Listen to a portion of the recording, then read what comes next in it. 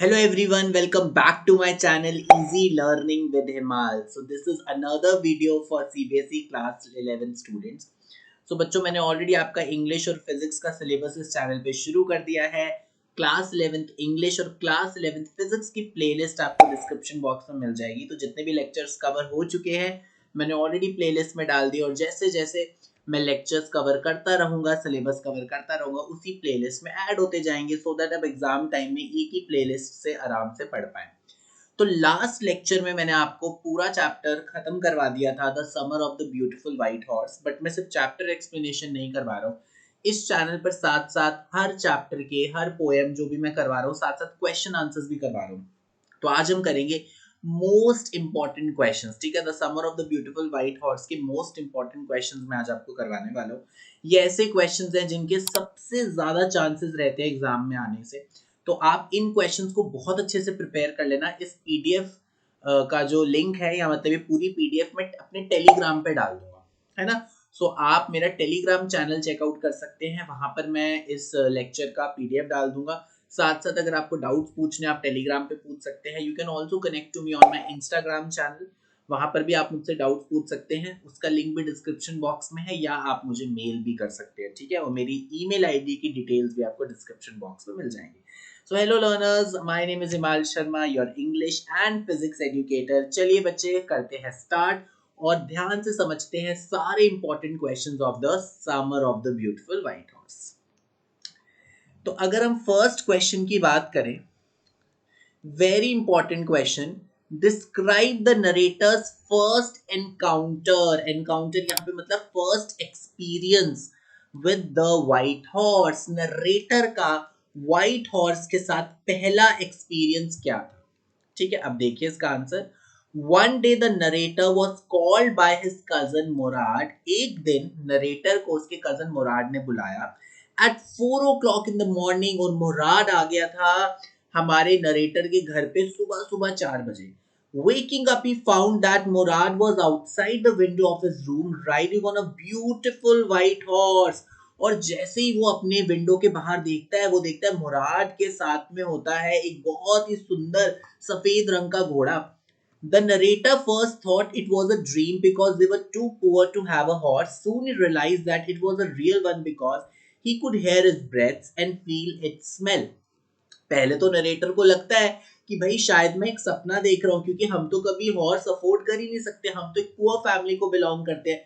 But बाद में narrator मान जाता है ये सपना नहीं है, ये हकीकत है, क्योंकि वो घोड़े को सुन पा रहा था सांस लेते हुए, उसको घोड़े की स्मेल तक आ रही थी। He always wanted to ride a horse, so he opened the window and joined his cousin to take a ride on this horse. तो बहुत ज्यादा हमारे नरेटर को शौक था कि भाई वो भी किसी दिन घोड़े की सवारी करे, तो वो फटाफट से अपना विंडो खोलता है और बाहर चला जाता है मुराद के पास। तो इस क्वेश्चन को अच्छे से प्रिपेयर कर लेना, बहुत ही सिंपल लैंग्वेज यहाँ पे लिखी गई है। Next very important question, right a short note about the character Khusro. Uncle Khusro ने इस पूरे चैप्टर में एक फन एलिमेंट डाला है। जहां जहां हमारे अंकल खुसरो आए हैं, चैप्टर काफी फनी हुआ है, तो इनके बारे में तो जरूर एग्जाम में पूछा जा सकता है। तो चलो जल्दी से पढ़ते हैं। Khusro is a side character, ये जरूर लिखना है, ये मेन करेक्टर नहीं है। हमारा जो नरेटर है आरम और उस मुराद, वो मेन कैरेक्टर्स है। खुसरो एक साइड करेक्टर है इन the story and an uncle of a narrator आराम। ठीक है, आराम जो हमारा नरेटर उनके अंकल है Khusro.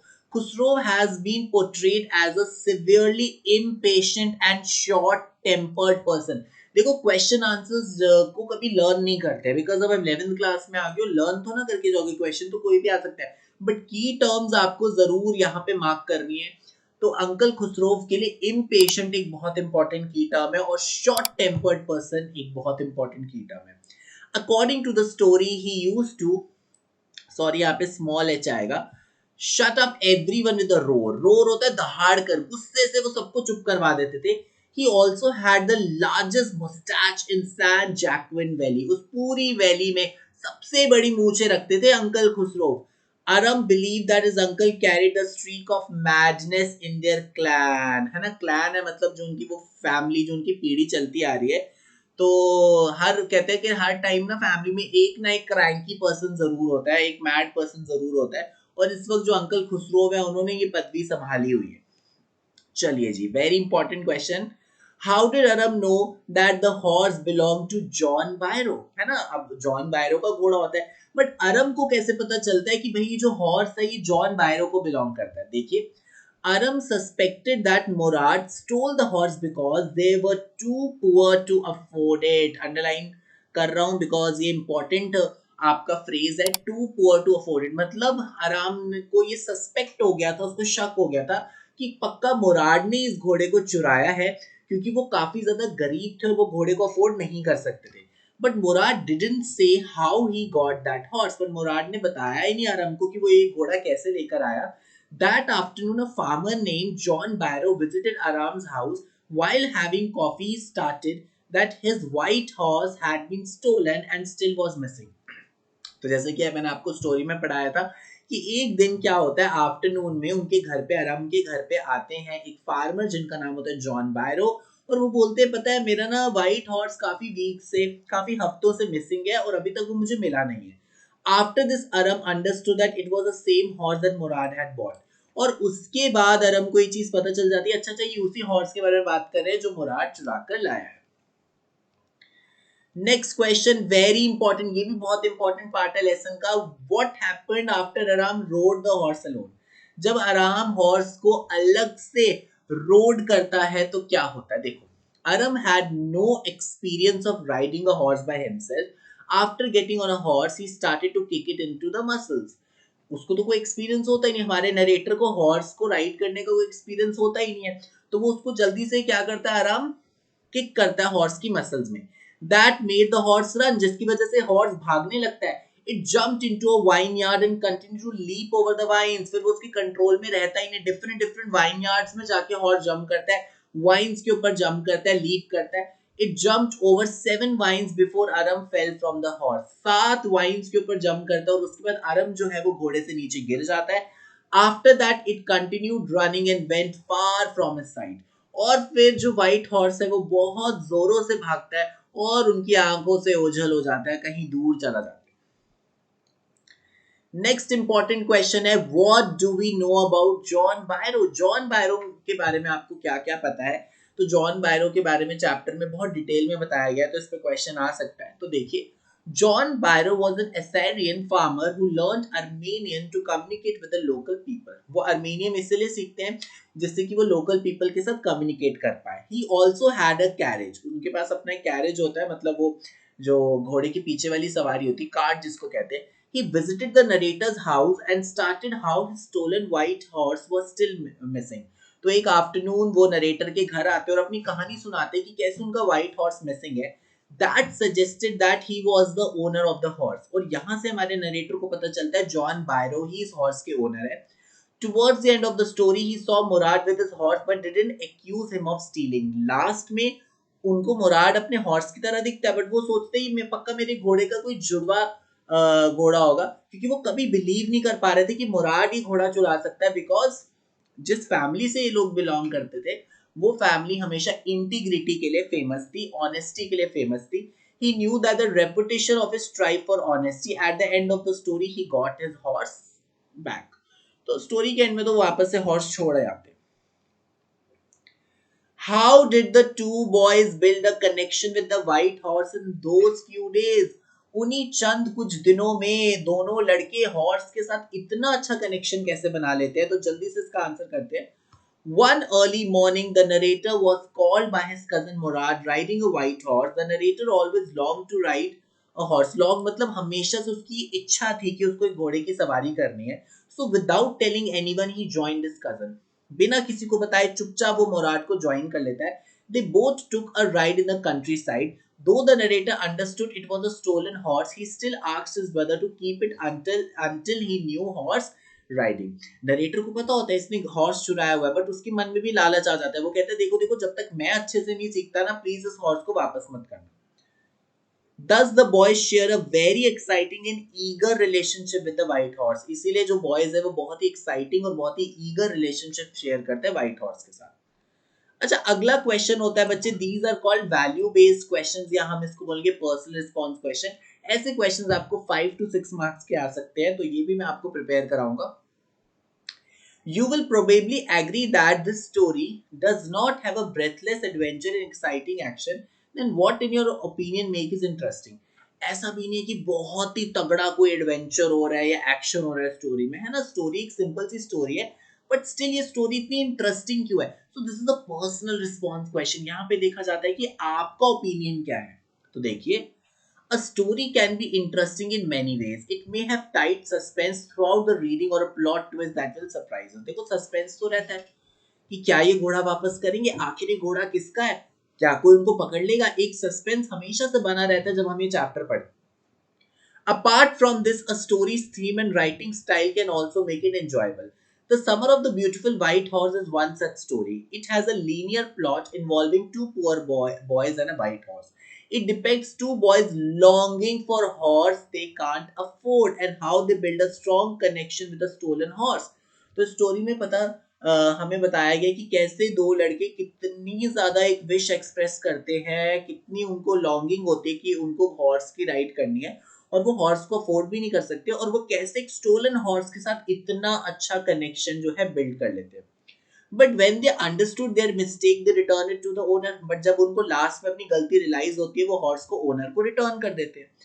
The boys belong to a tribe known for honesty, trust and continue that legacy.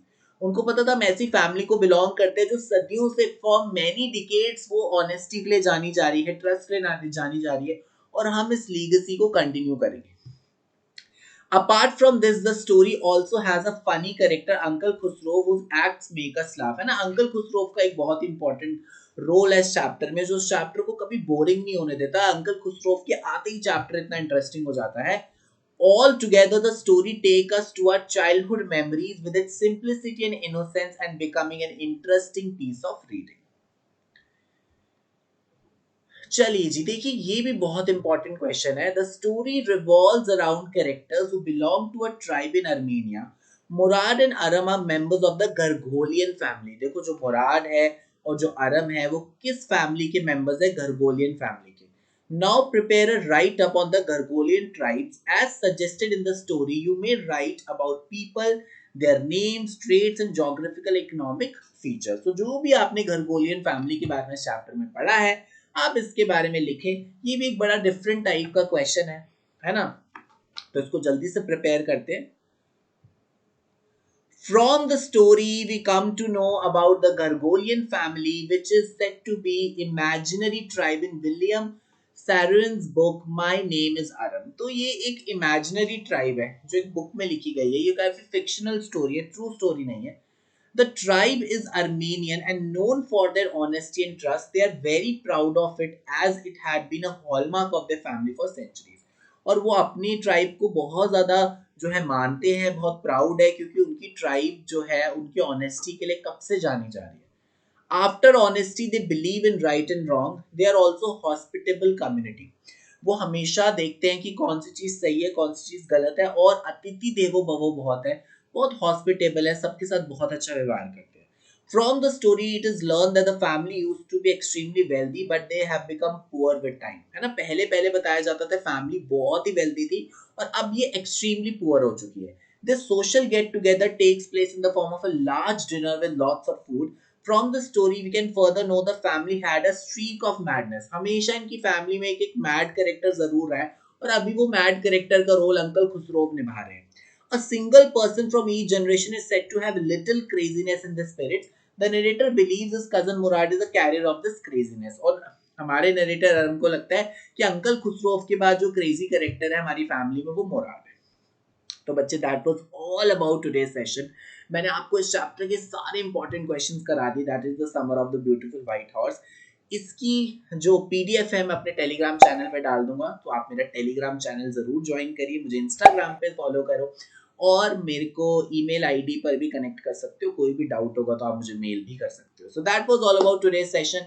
अगर वीडियो अच्छी लगी लाइक जरूर करना, कोई भी डाउट होगा तो कमेंट सेक्शन में लिख देना, और मेरी वीडियोस को अपने सारे फ्रेंड्स के साथ जरूर शेयर किया करो। और अगर अभी तक आपने इस चैनल को सब्सक्राइब नहीं किया तो please subscribe this channel easy learning with Himal and press the bell icon too, so that जब भी मैं आपके लिए एक नई इंग्लिश और फिजिक्स का लेक्चर लेके आऊं तो आपके पास नोटिफिकेशन सबसे पहले पहुंचे। Okay, so thank you everyone and all the best for your academic session।